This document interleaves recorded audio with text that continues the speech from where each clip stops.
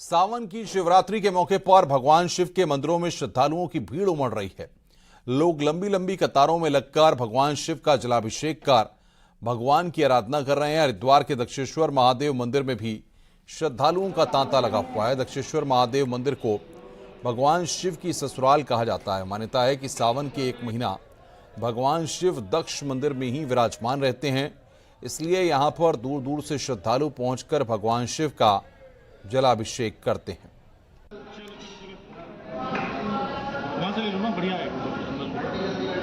ये महादेव भगवान भोलेनाथ की ससुराल है कनखल, और भगवान को उनके ससुर के नाम से जाना जाता है दक्षेश्वर। दूर दूर से लोग चूंकि यहाँ पर इसलिए आते हैं कि भगवान ने अपने ससुर एवं सभी देवी देवताओं को ये वरदान दिया था कि श्रावण के महीने में मैं अपनी ससुराल में ही निवास किया करूँगा।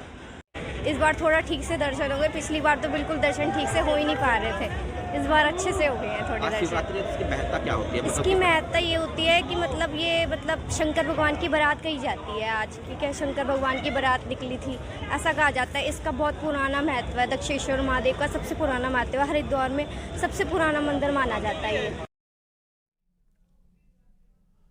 आगे बढ़ते हैं। ऋषिकेश के नीलकंठ मंदिर में भी सुबह से ही शिव भक्तों का तांता लगा हुआ है। कांवड़िये भगवान शिव का जलाभिषेक कर रहे हैं।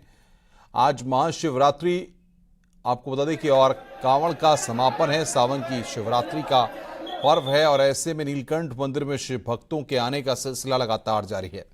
वहीं प्रशासन ने सुरक्षा के पुख्ता इंतजाम किए हैं। वहीं बारिश की वजह से नीलकंठ आने वाले रास्तों पर भूस्खलन का खतरा है, इसलिए पुलिस शिव भक्तों से सावधानी बरतने की अपील भी कर रही है।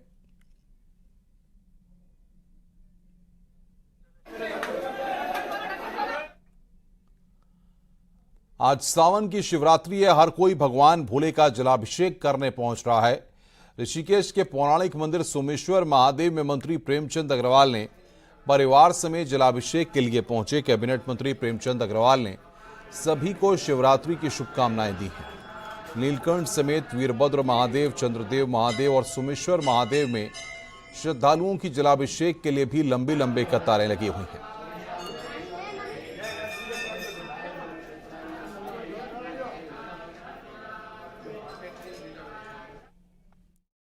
आज की शिवरात्रि की सभी को बहुत बधाई है, बहुत शुभकामनाएं हैं। भगवान भोले सब कृपा बनाए रखें। मैं अभी सोमेश्वर मंदिर में जलाभिषेक परिवार के साथ कर रहा हूँ और स्वाभाविक रूप से ये एक बहुत पौराणिक मंदिर है और सभी को भगवान भोले की हमेशा कृपा रहती है। मैंने प्रार्थना की है मेरे इस क्षेत्र को, हमारे प्रदेश को, पूरे देशवासियों को सुख समृद्धि लाए और उनका आशीर्वाद बनाए।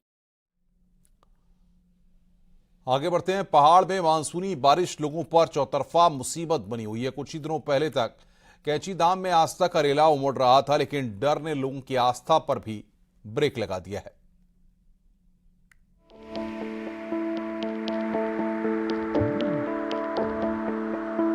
नैनीताल के कैंची धाम में पिछले 15 दिनों में 70 से 80% श्रद्धालुओं में कमी आई है, जिसकी वजह से अब सूनापन दिखने लगा है। इसके साथ ही जाम का झाम कैंची धाम से दूर हो गया है, तो होटल से लेकर रेस्टोरेंट तक खाली हो गए हैं। वहीं जो बाबा के भक्त मानसूनी आफत के बाद भी यहाँ पहुँच रहे थे, वो खासा सुकून महसूस कर रहे हैं। अभी हम लोग आए भोपाल से और अभी बहुत अच्छे से दर्शन हो गए। मतलब कोई ऐसा नहीं कि मारा मारी हो रही है या आगे बढ़ा के दर्शन करना पड़ा। बहुत अच्छे से और आराम से दर्शन हुए हमारे और बहुत अच्छा लगा है। जून तक था थोड़ा भीड़ वगैरह, तो लोगों को इजीली दर्शन नहीं हो पा रहे थे due to overcrowding. But अब जैसे ऑफ सीजन है तो सब लोग आ पा रहे हैं, इजीली दर्शन हो रहे हैं। दरअसल पिछले कुछ महीनों में हर दिन कैंची धाम में 10 से 20 हजार लोग दर्शन के लिए पहुंचा करते थे, लेकिन बारिश की चेतावनी के बाद से ही हालात बदल गए। आप आराम से मंदिर के दर्शन कर सकते हैं, ध्यान लगा सकते हैं, इस समय आराम से घूम सकते हैं और पर्यटकों की कमी को देखते हुए इस समय होटल भी आपको आराम से अवेलेबल हो जाएंगे। सारे रेस्टोरेंट में भी आपको खाना आराम से अवेलेबल हो जाएगा। जैसे सीजन के टाइम पे बहुत मार रहती है खाने के लिए, भी देखा मैंने कि लोगों को लंबी लाइन लगानी पड़ती है रेस्टोरेंटों में। जो जून का समय था उससे 70% 60% कम से कम है। पर्यटकों को ये कहना चाहता हूँ कि ये समय बहुत अच्छा, आप आइए, महाराज के दर्शन करिए और यहाँ पर का जो पर्यटन व्यवसाय है वो भी आपको टकटकी लगाए अभी देख रहा है। बहरहाल कुमाऊं में बारिश तो है, लेकिन आपदा जैसे हालात नहीं है। ऐसे में अगर आप इस वक्त यहाँ आते हैं तो आसानी से दर्शन तो होंगे और होटल भी कम दामों पर मिल जाएंगे। नैनीताल से न्यूज़ 18 के लिए वीरेंद्र बिस्ट की रिपोर्ट।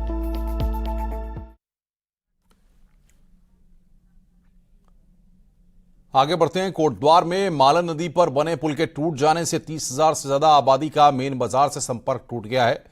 इसका सबसे ज्यादा असर ग्रोथ सेंटर और जशोधरपुर इंडस्ट्रियल एरिया पर पड़ा है। दोनों ही इंडस्ट्रियल एरिया में हजारों श्रमिक काम करते हैं और इनमें रोजाना 300 से ज्यादा बाहरी वाहनों की आवाजाही होती है। ऐसे में पुल के टूट जाने से इंडस्ट्रियल एरिया पर ट्रांसपोर्टेशन का संकट खड़ा हो गया है। वहीं मामले में कारोबारियों ने प्रशासन से मुलाकात की और उनकी परेशानियों का समाधान निकालने की मांग की है। उनका कहना है कि ट्रांसपोर्टेशन ठप होने से इंडस्ट्रियल एरिया की कमर टूट जाएगी। वहीं मामले में प्रशासन का कहना है कि फिलहाल पुल बनने तक विकल्प के तौर पर नदी में ह्यूम पाइप लगाकर भारी गाड़ियों की आवाजाही के लिए रास्ता बनाया जाएगा। जब ये पुल गिर गया है तो वहाँ के जो दोनों इंडस्ट्रियल एरिया हैं, जशोधरपुर और ग्रोथ सेंटर, उनकी कनेक्टिविटी डैमेज हो गई 100% रूप से। तो चूंकि जशोधरपुर में 15 से 20 फैक्ट्रियां हैं और ग्रोथ सेंटर में 90 से 100 फैक्ट्रियां हैं, तो मैं समझता हूं 200-300 वाहन उनके भी आते जाते होंगे।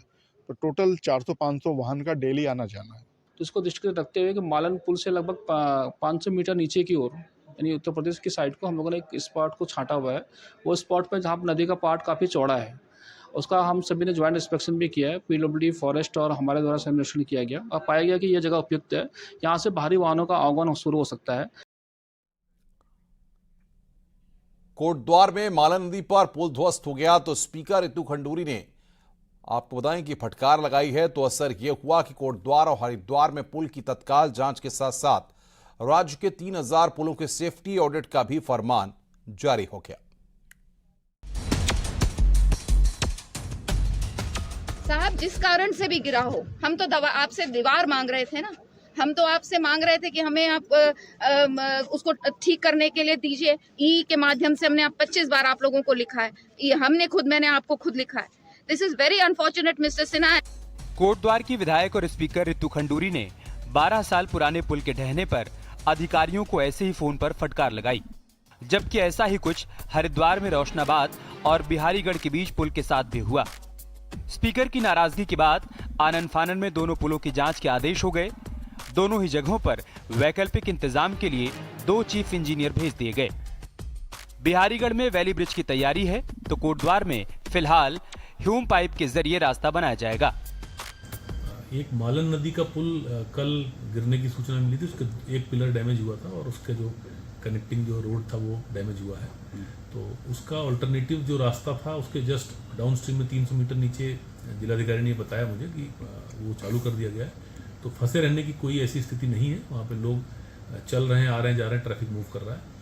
इस पुल के थ्रू जो यातायात चलाया जाना है उसमें नीचे से, पुल के नीचे से ह्यूम पाइप लगा के एक प्रयास किया जा रहा है। इतना ही नहीं, राज्य के सभी पुलों के सेफ्टी ऑडिट के आदेश भी जारी कर दिए गए और अगले 15 दिन में ये रिपोर्ट देनी होगी।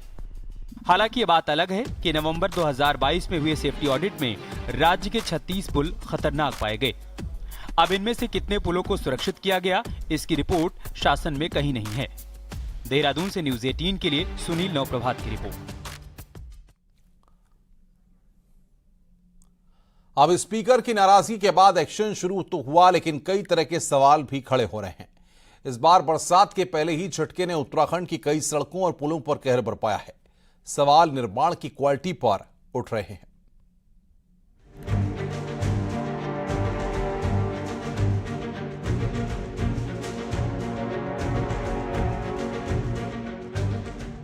कोटद्वार शहर में बड़ा पुल टूट गया। जोशीमठ में अलकनंदा के किनारे हाईवे धंस गया। उत्तरकाशी में सड़क धंस गई। राजधानी देहरादून में सड़कों पर बेशुमार गड्ढे हैं। ये 4 तस्वीरें बताने के लिए काफी हैं कि उत्तराखंड में बरसात ने कैसे निर्माण कार्यों को आईना दिखाया है।